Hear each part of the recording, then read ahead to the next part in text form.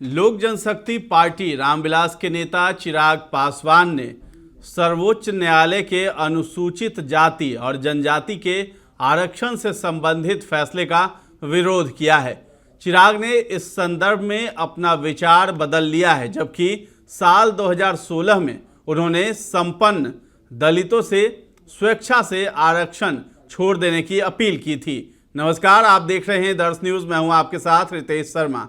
राजनीति में पार्टी बदल लेना या वादे से मुकर जाना या फिर चिंतन में बदलाव करना आम बात हो गई है, पर पलटने के नाम पर नीतीश कुमार की चर्चा होती है।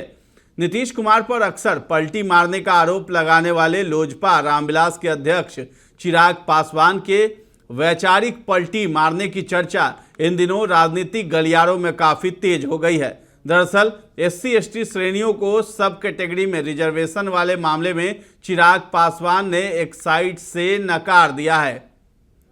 आगामी विधानसभा चुनाव में नफा नुकसान देखते हुए चिराग पासवान भी वोट की राजनीति के साथ खड़े नजर आए। चिराग SC/ST आरक्षण में सर्वोच्च न्यायालय के फैसले का समर्थन नहीं करते हैं। केंद्रीय खाद्य प्रसंस्करण मंत्री चिराग पासवान ने सर्वोच्च न्यायालय के अनुसूचित जाति एवं जनजाति के आरक्षण में कोटा और इसमें क्रीमी लेयर संबंधी निर्णय का समर्थन करने से साफ इनकार करते हुए कहा कि SC/ST आरक्षण के मामले में सर्वोच्च न्यायालय के फैसले का लोक जनशक्ति पार्टी रामविलास पक्षधर नहीं है। कोर्ट को इस फैसले पर पुनर्विचार करना चाहिए ताकि SC/ST वर्ग में भेदभाव पैदा नहीं हो और समाज को कमजोर न किया जा सके। सबसे पहले तो ये न्यायालय की तरफ से आया हुआ ये आदेश है।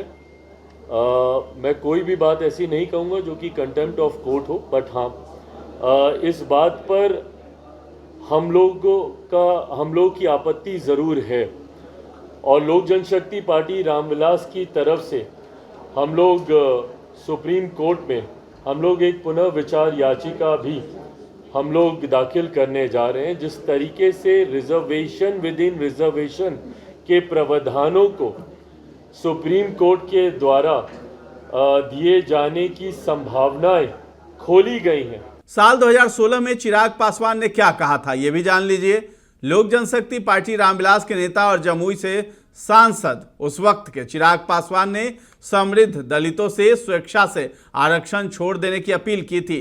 तब चिराग पासवान ने कहा था कि दलितों के समृद्धशाली तबके को उसी तरह आरक्षण त्याग देना चाहिए जिस तरह देश के संपन्न लोग गैस सब्सिडी का त्याग कर रहे हैं।